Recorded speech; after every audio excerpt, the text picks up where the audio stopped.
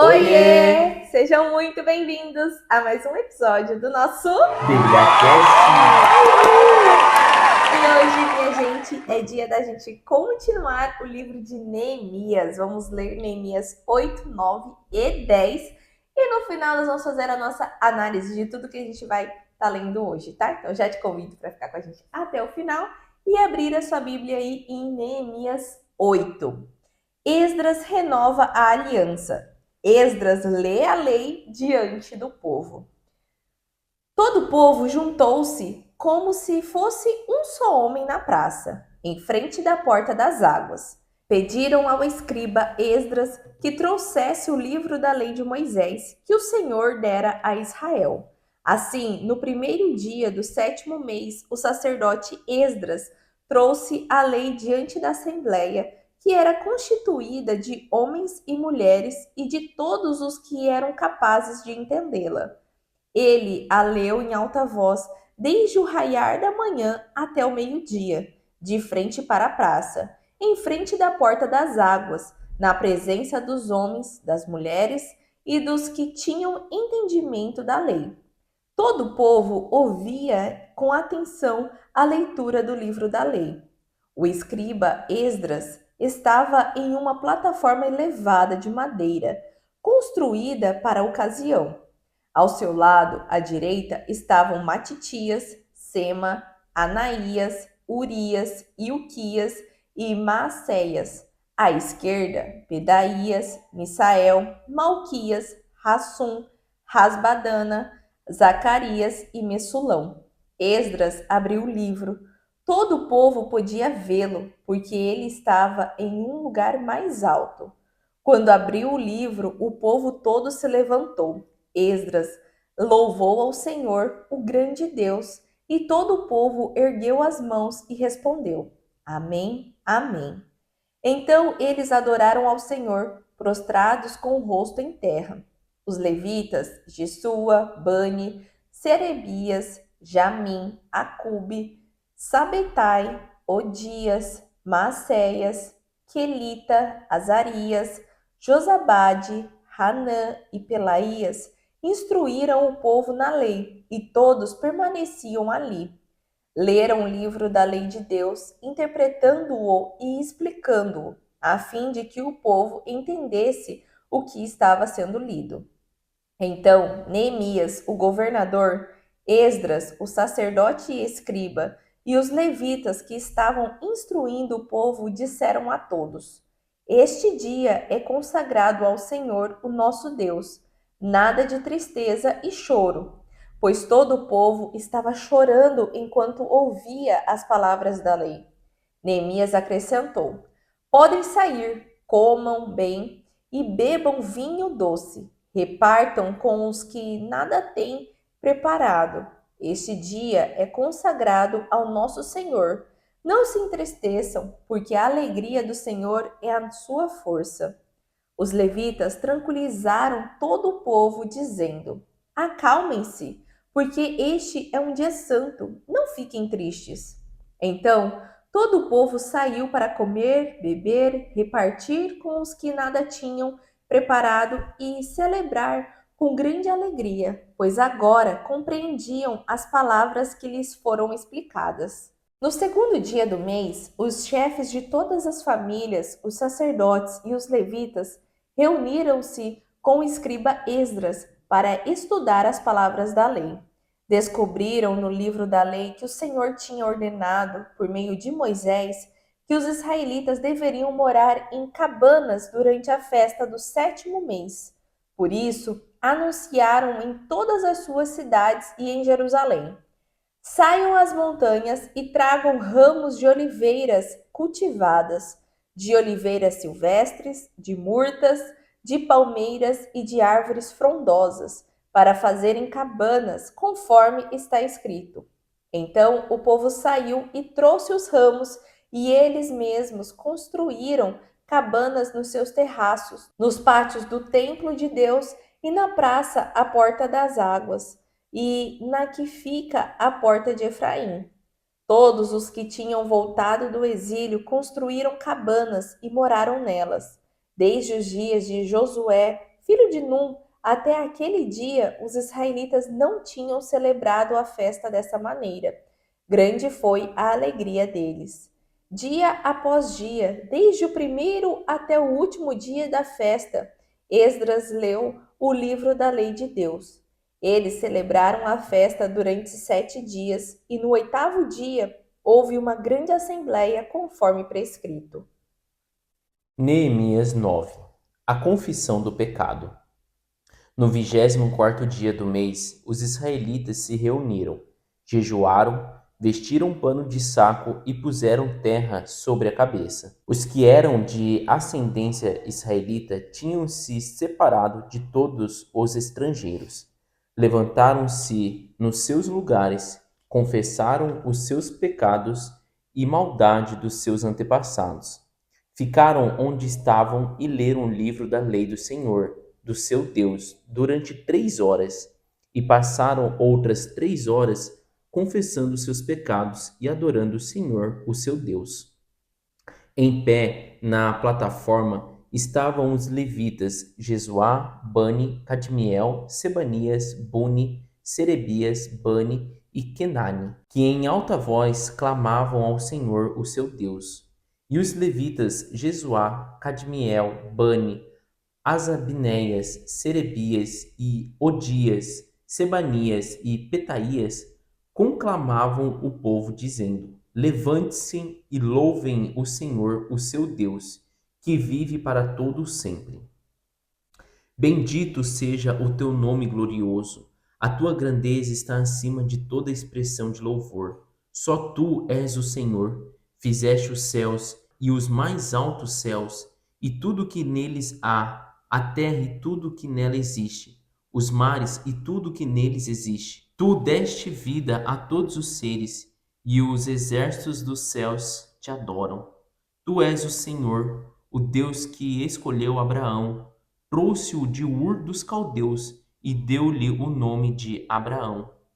Viste que o coração dele era fiel, e fizeste com ele uma aliança, prometendo dar aos seus descendentes a terra dos cananeus, dos hetitas, dos amorreus, dos fariseus, dos jebuseus e dos girgazeus.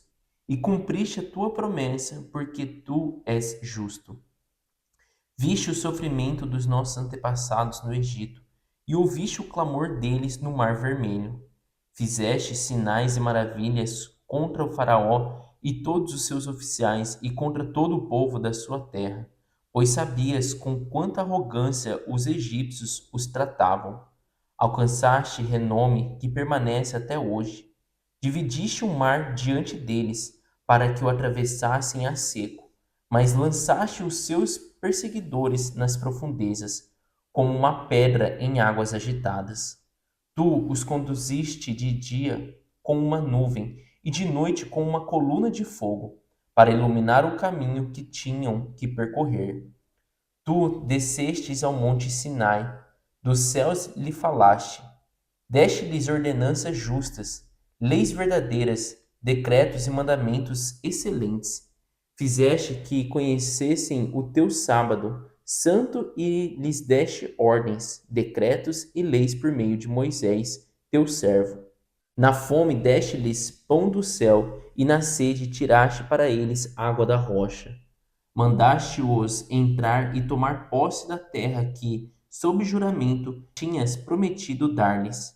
Mas os nossos antepassados tornaram-se arrogantes e obstinados, e não obedeceram os teus mandamentos. Eles se recusaram a ouvir-te e esqueceram-se dos milagres que realizaste entre eles.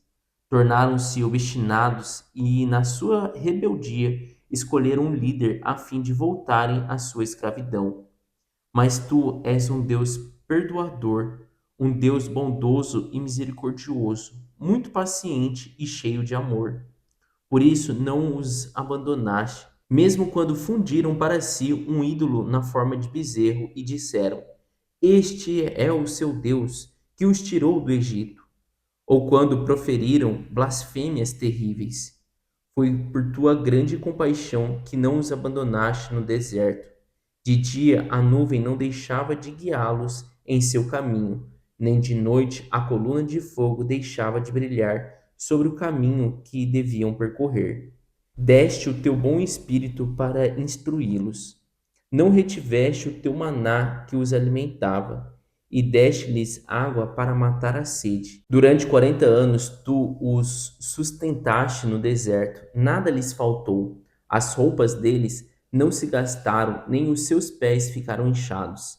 Deste-lhes reinos e nações, cuja terra repartiste entre eles. Eles conquistaram a terra de Seom, rei de Esbom, e a terra de Og, rei de Bazã. Tornaste os seus filhos tão numerosos como as estrelas do céu, e os trouxeste para entrar e possuir a terra que prometeste aos seus antepassados. Seus filhos entraram e tomaram posse da terra. Tu subjugaste diante deles os cananeus que viviam na terra, e os entregaste nas suas mãos, com os seus reis e com os povos daquela terra, para que os tratassem como bem quisessem. Conquistaram cidades fortificadas e terra fértil. Apossaram-se de casas cheias de bens, poços já escavados, vinhas, olivais e muitas árvores frutíferas. Comeram até fartar-se e foram bem alimentados. Eles desfrutaram de tua grande bondade. Mas foram desobedientes e se rebelaram contra ti. Deram as costas para a tua lei. Mataram os teus profetas que os tinham advertido que se voltassem para ti e te fizeram ofensas detestáveis. Por isso tu os entregaste nas mãos de seus inimigos que os oprimiram. Mas quando foram oprimidos, clamaram a ti. Dos céus tu o ouviste, e na tua grande compaixão deste-lhes libertadores, que os livraram das mãos dos seus inimigos. Mas tão logo voltaram a ter paz, de novo faziam o que tu reprovas. Então os abandonavas às mãos de seus inimigos, para que dominassem sobre eles. E quando novamente clamavam a ti, dos céus tu os ouvias, e na tua compaixão os livravas vez após vez. Tu os advertiste que voltassem à tua lei, mas eles se tornaram arrogantes e desobedeceram aos teus mandamentos. Pecaram contra as tuas ordenanças, pelas quais o homem vive se lhes obedece. Com teimosia te deram as costas, tornaram-se obstinados e recusaram ouvir-te. E durante muitos anos foste paciente com eles. Por teu espírito, por meio dos profetas, os advertiste. Contudo, não te deram atenção, de modo que os entregaste nas mãos dos povos vizinhos. Graças, porém, à tua grande misericórdia, não os destruíste, nem os abandonaste, pois és Deus bondoso e misericordioso. Agora, portanto, nosso Deus, ó Deus grande, poderoso e temível, fiel à tua aliança e misericordioso, não fiques indiferente a toda a aflição que veio sobre nós, sobre os nossos reis e sobre os nossos líderes, sobre os nossos sacerdotes e sobre os nossos profetas, sobre os nossos antepassados e sobre todo o seu povo, desde os dias dos reis da Assíria até hoje. Em tudo o que nos aconteceu, foste justo. Agiste com lealdade, mesmo quando fomos infiéis.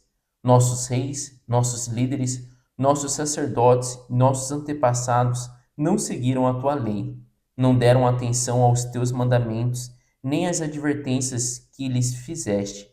Mesmo quando estavam no reino deles, desfrutando da tua grande bondade, na terra espaçosa e fértil que lhes deste, eles não te serviram, nem abandonaram os seus maus caminhos. Vê, porém, que hoje somos escravos, escravos na terra que deste aos nossos antepassados, para que usufruíssem dos seus frutos e das outras boas coisas que ela produz. Por causa de nossos pecados, a sua grande produção pertence aos reis que puseste sobre nós.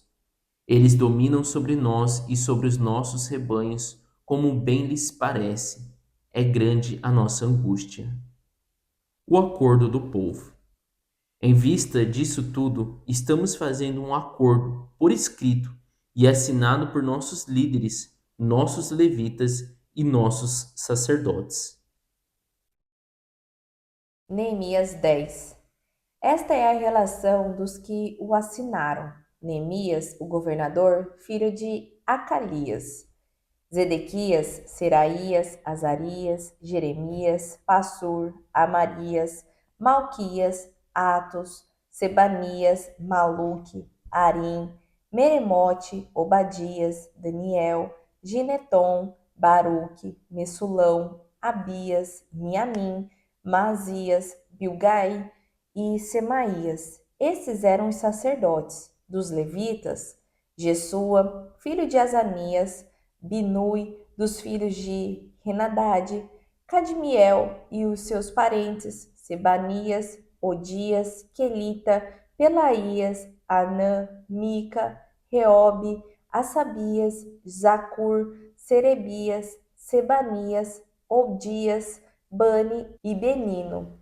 Dos líderes do povo: Paros, Paate-Moabe, Elão, Zato, Bani, Buni, Asgade, Bebai, Adonias, Bigvai, Adim, Ater, Ezequias, Azur, Odias, Assum, Bessai, Arife, Anatote, Nebai, Magpias, Messulão, Ezir, Messesabel, Zadok, Jadua, Pelatias, Hanã, Hananias, Oséias, Hananias, Assube, Alóis, Piléa, Sobeque, Reum, Assabina, Maceias, Aías, Hanã, Anã, Maluque, Harim e Baná. O restante do povo: sacerdotes, levitas, porteiros, cantores, servidores do templo e todos os que se separaram dos povos daquelas terras por amor à lei de Deus, com as suas mulheres e com todos os seus filhos e filhas com idade suficiente para discernir, agora se une aos seus irmãos, os nobres, e se obrigam, sob maldição e conjuramento, a seguir a lei de Deus, dada por meio de Moisés, servo de Deus, e a obedecer fielmente a todos os mandamentos, ordenanças e estatutos do Senhor, o nosso Senhor. Prometemos não dar as nossas filhas em casamento aos povos desta terra, nem aceitar que as filhas deles se casem com os nossos filhos. Quando os povos desta terra trouxerem mercadorias ou cereal para vender no sábado ou em dia de festa sagrada, não compraremos deles nesses dias. A cada 7 anos abriremos mão de trabalhar a terra e cancelaremos todas as dívidas. Assumimos a responsabilidade de, conforme o mandamento, dar anualmente 1/3 de ciclo para o serviço do templo do nosso Deus, para o pão consagrado, para as ofertas regulares de cereal e para os holocaustos, para as ofertas dos sábados, das festas da lua nova e das festas fixas, para as ofertas sagradas, para as ofertas pelo pecado, a fim de fazer expiação por Israel e para as necessidades do templo do nosso Deus. Também lançamos sortes entre as famílias dos sacerdotes, dos levitas e do povo, para escalar anualmente a família que deverá trazer lenha ao templo do nosso Deus, no tempo determinado, para queimar sobre o altar do Senhor, o nosso Deus, conforme está escrito na lei. Também assumimos a responsabilidade de trazer anualmente ao templo do Senhor os primeiros frutos das nossas colheitas e de toda a árvore frutífera. Conforme também está escrito na lei, traremos o primogênito dos nossos filhos e a primeira cria dos nossos rebanhos, tanto de bois como de ovelhas, para o templo do nosso Deus, para os sacerdotes que ali estiverem ministrando. Além do mais, traremos para os depósitos do templo do nosso Deus, para os sacerdotes, a nossa primeira massa de cereal moído e as nossas primeiras ofertas de cereal, do fruto de todas as nossas árvores e do nosso vinho e azeite. Traremos o dízimo das nossas colheitas para os levitas, pois são eles que recolhem os dízimos em todas as cidades onde trabalhamos. O sacerdote descendente de Arão acompanhará os levitas quando receberem os dízimos, e os levitas terão que trazer 1/10 dos dízimos ao templo do nosso Deus, aos depósitos do templo. O povo de Israel, até mesmo os levitas, deverão trazer ofertas de cereal, de vinho novo e de azeite aos depósitos, onde se guardam os utensílios para o santuário. É onde os sacerdotes ministram e onde os porteiros e os cantores ficam. Não negligenciaremos o templo do nosso Deus. E assim finalizou a leitura de hoje. Uma leitura até curta. Curta e muito explicativa ali, onde o povo reconhece, né, o que eles estavam fazendo de errado, e não só ficam chorando e se lamentando, mas agem, né, para poder agir segundo o que o Senhor deseja, né? E ali dá a entender que realmente o livro da lei de Moisés estava perdido, vamos dizer, né, gente? Era um livro muito importante para eles. Porém, era um livro que até mesmo atitudes, né, já que a gente viu ali que eles já tinham esquecido ou nem sabiam também, né? Porque imagina, era para ser passado de pai para filho e falado, né, escrevido no braço, colocado na testa. Isso foi o que o Senhor ordenou, né, lá em Deuteronômio, falando para o povo não esquecer, né, das ordenanças. E a gente viu ao longo de toda a nossa leitura aqui do Antigo Testamento que isso não foi praticado, que o povo se perdia, que o que o Senhor tinha ordenado não era lembrado dentro de casa, né? E aqui quando eles, Esdras, Neemias faz essa condução, né, de leitura e tudo, o povo cai em si e vê o quanto de coisa que eles não praticavam e até nem sabiam que tinham que praticar, né? A leitura de hoje ela mostra muito para mim, assim, deixa claro o que é você saber a diferença, né, entre o que é direito de cada um e o que é responsabilidade, né? Então, o povo, por ser israelita em si, ele tinha o direito ali de ser filho de Deus, ele tinha ali uma bênção, uns cuidados, né, por ser filho de Deus. É o que era direito, né? O que é direito meu, né? Agora, muitas vezes a gente sempre está preocupado, né? Muitas vezes a gente se preocupa com o que é nosso de direito, mas nunca nós queremos saber o que é a nossa responsabilidade para ter aquilo como direito, né? Então aqui o povo é como aquele assim, eu quero ser abençoado, né? Eu quero ter as bênçãos de Deus, mas o que eu tenho que fazer, o que cabe a mim, né? As minhas responsabilidades como filho de Deus, aqui o povo não estava sabendo, né? Não estava tendo esse discernimento. E isso que é uma coisa legal que a gente vê que faltava o entendimento. Aqui o povo, né? Ao longo da história, né? Do Antigo Testamento a gente vê que existe sim, fatos das pessoas não quererem cumprir, né, alguma coisa, mas existe o fato também das pessoas não saberem, não terem o conhecimento. E uma coisa que é claro para nós quando a gente lê a Bíblia, independente se você sabe e não pratica ou você não sabe, o fato de você não praticar te impede de exercer o direito de muita coisa, né? O seu direito de ter realmente ali Deus com você, de estar te auxiliando, de estar te abençoando, você perde, né? Vamos dizer assim, você perde esse cuidado, ou por você não praticar, ou por você não saber, né? É, por isso que é muito importante, né, gente, a gente ir atrás das escrituras, né, saber o que o Senhor deseja e ter também esse entendimento o que é Antigo Testamento e o que é Novo Testamento, né?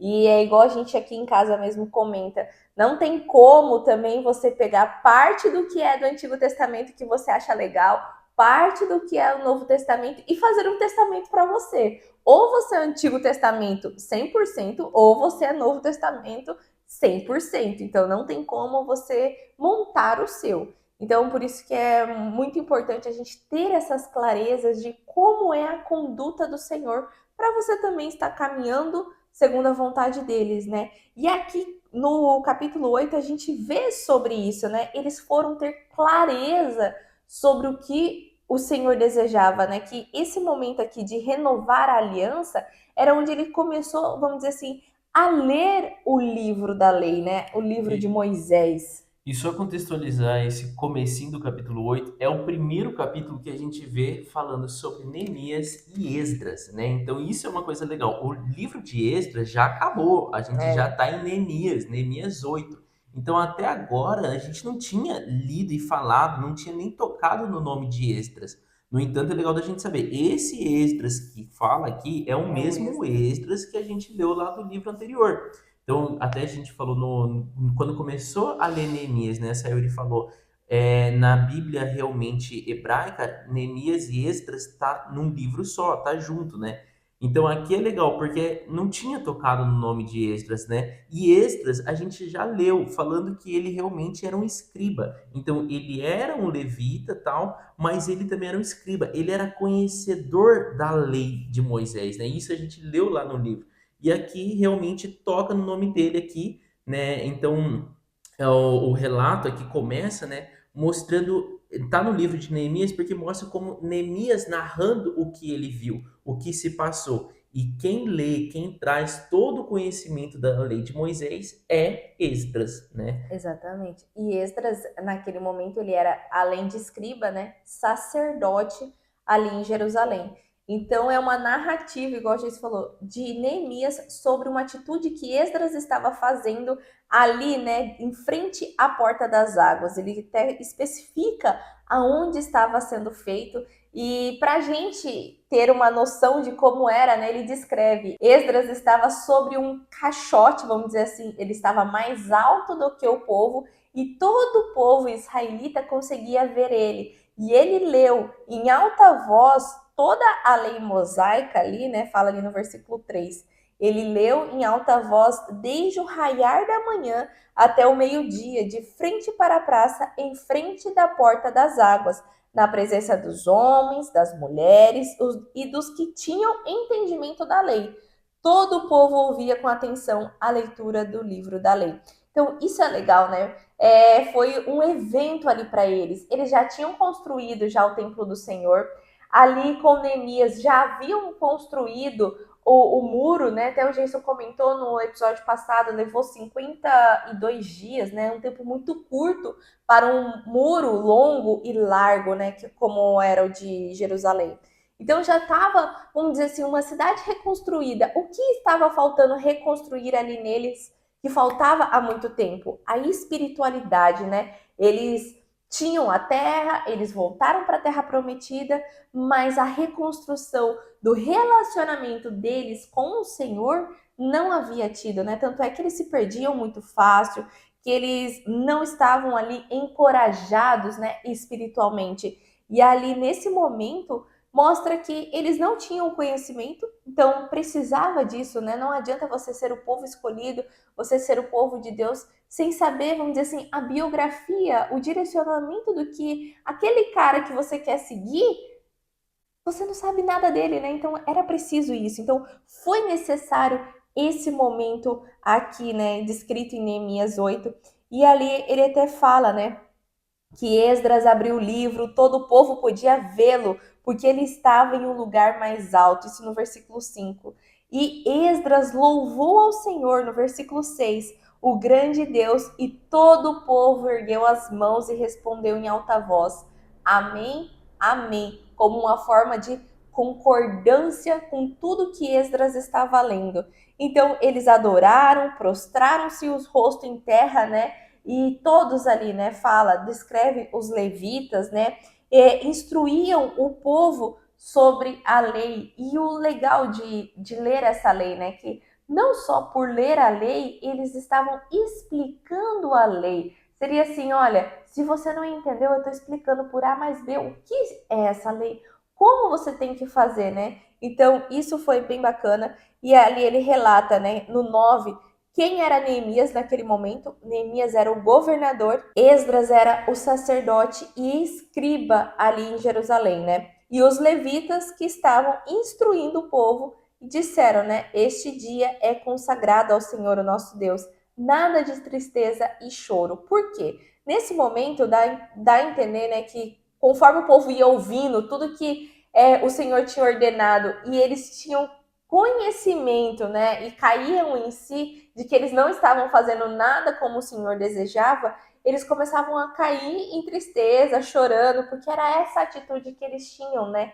Quando algo não acontecia como eles desejavam, às vezes eles rasgavam a veste, jogavam pó de cinza, como se fosse um ato de luto, de tristeza e arrependimento. Esse é o formato, né? Tristeza e arrependimento. E aqui eles mesmos falam, né? Olha, sem choro, não precisa chorar e nem ficar triste, porque esse é um dia consagrado ao Senhor. Seria como se fosse assim, um dia de reconhecimento que a gente voltou à vida, sabe? Então, vamos dizer assim, a gente estava morto espiritualmente. E agora, por a gente relembrar e entender a lei, agora a gente voltou à vida espiritual. Então, não é dia de choro, é dia de festa, é dia de comemoração, bebam vinho doce, né? Comam bem, podem sair e compartam, né? Repartam, criam, seria assim, cria mesa e chame quem não tem para partilhar com você. Então, foi uma atitude muito legal.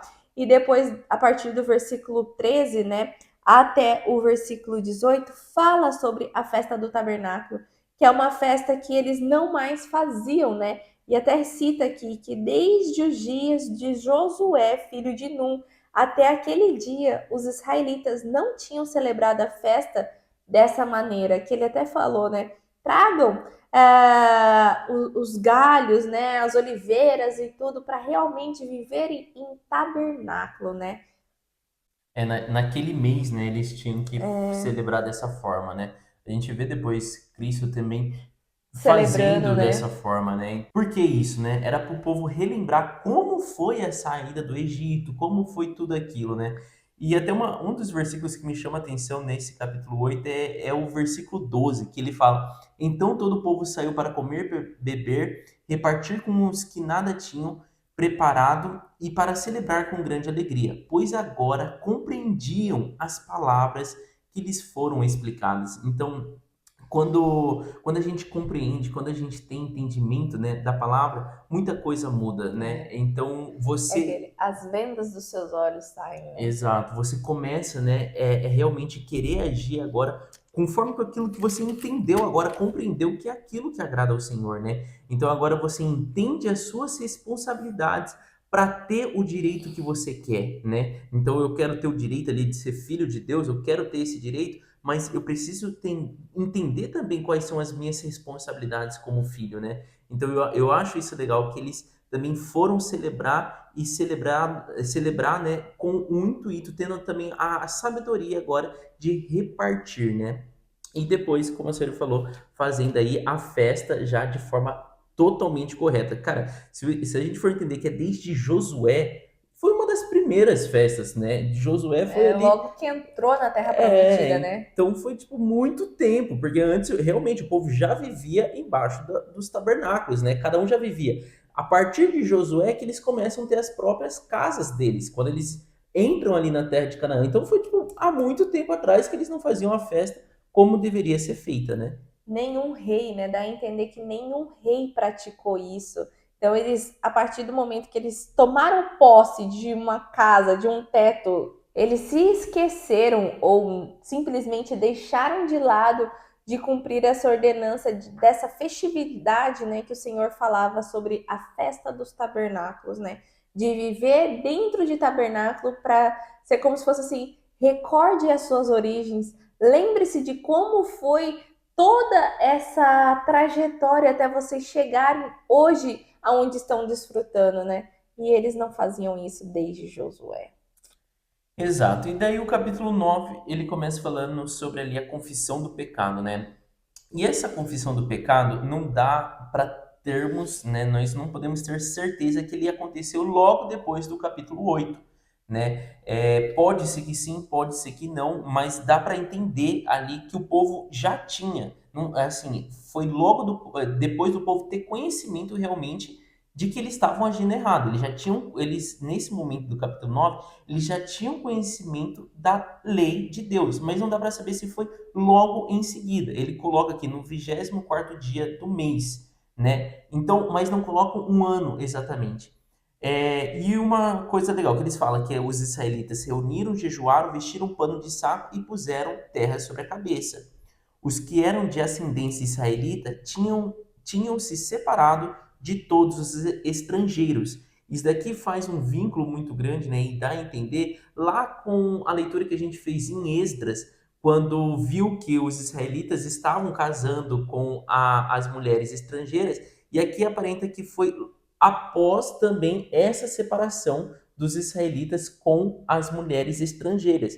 Então, o capítulo 9 é, né, bem provável que depois do capítulo 8, né, depois deles terem conhecimento das leis, mas também depois aí de um período que eles já estavam aí buscando realmente praticar o que eles tinham entendido, né? Praticar ali tudo conforme eles estavam ali aprendendo, né? E tendo ali a explicação, principalmente de Esdras, sobre os comportamentos, as responsabilidades que eles tinham que ter. E daí ali do versículo 5 em diante começa a falar sobre uma oração, né? Ali é uma, vamos dizer assim, não dá para colocar exatamente como uma oração, mas vamos dizer que é uma oração de olhos abertos, né? Uma declaração do povo, né, que estava ali reunindo, que depois jejuaram, depois de se juntarem, jejuarem tudo, eles estavam ali reunidos e estavam fazendo essa proclamação ali do pecado que eles cometeram, né?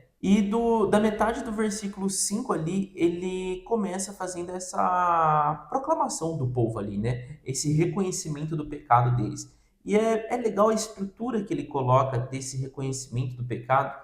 Ele começa até colocando ali sobre a grandeza de Deus, colocando assim, olha, o Senhor quem criou os céus e tudo que há nele, o Senhor quem criou a terra e tudo que há na terra, o Senhor quem criou o mar e tudo que há no mar. Eles começam a falar lá desde Abraão. Então, olha, foi o Senhor quem escolheu Abraão, trouxe da terra de Ur dos Caldeus, trocou o nome de Abraão, tal, e eles vão lembrando de tudo que eles viveram.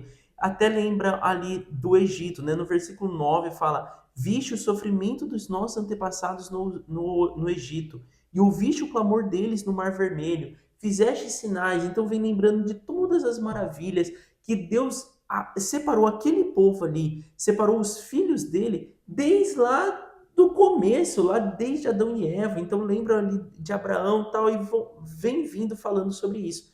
Isso é uma coisa legal, e que é aquilo que a gente fala, né? O Pai é nosso, o pão é nosso, as bênçãos é nossa, nós somos filhos de Deus, mas o pecado, geralmente a gente nunca fala que o pecado é nosso, né? O pecado é de cada um cometeu. Então, o povo que cometeu o pecado naquela época, Senhor, nós não podemos pagar pelo pecado que o pessoal, as Que pessoas os nossos pais, os né? nossos pais pecaram. É como tipo assim, olha, na hora do pecado é o individualismo. Cada um deve pagar pelo pecado que está cometendo, né?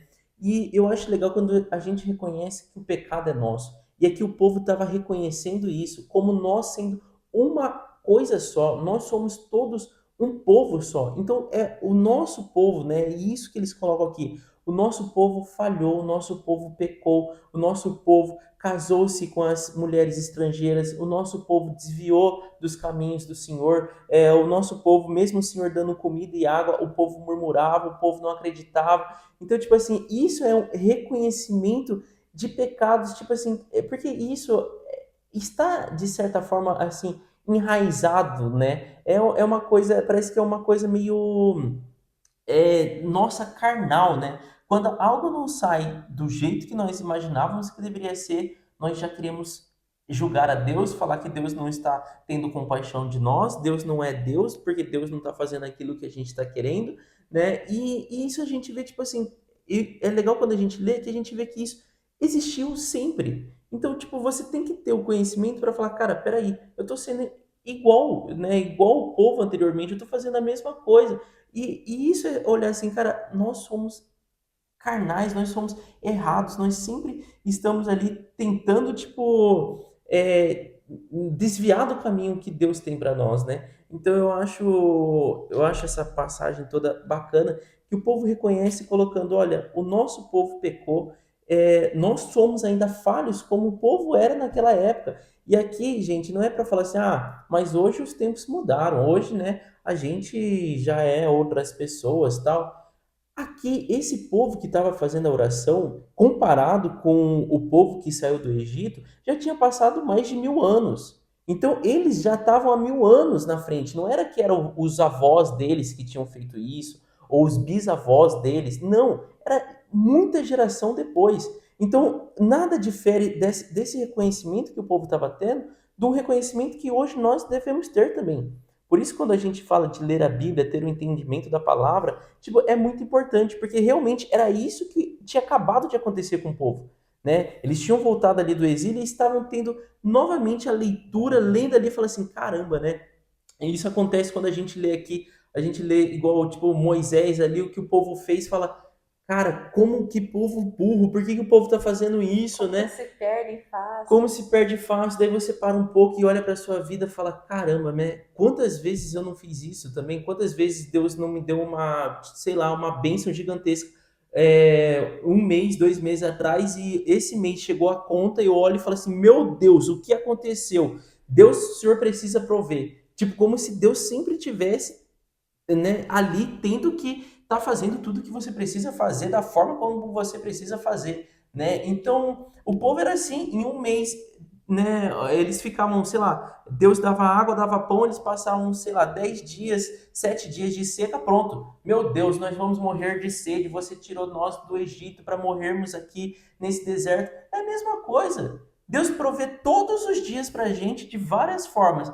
Chegou um dia que faltou um ovo, fala, nossa, tô passando fome, Deus não me ama. Não difere de nada, né? Então, assim, resumindo, né? Esse capítulo 9, eu acho legal que o povo faz isso. Eles têm a visão do pecado do povo, do pecado nosso de todos os dias, né? Que a gente precisa vigiar, precisa ter essa noção, né? E o povo aqui estava fazendo esse reconhecimento, essa confissão de pecados, não só do que eles estavam vivendo ali, mas de tudo que tinha passado, pedindo perdão, tipo assim, Deus, perdoa por nós humanos, tenha misericórdia de nós, somos falhos, queremos melhorar, queremos, né, temos essa intenção de mudar nossos comportamentos. E o que está, né, ao nosso alcance, nós queremos fazer, né? Então eles já tinham ali passado até pela separação das mulheres estrangeiras, até prometendo ali não mais se juntar com essas mulheres estrangeiras, nem deixar os seus filhos, tal. Até isso vem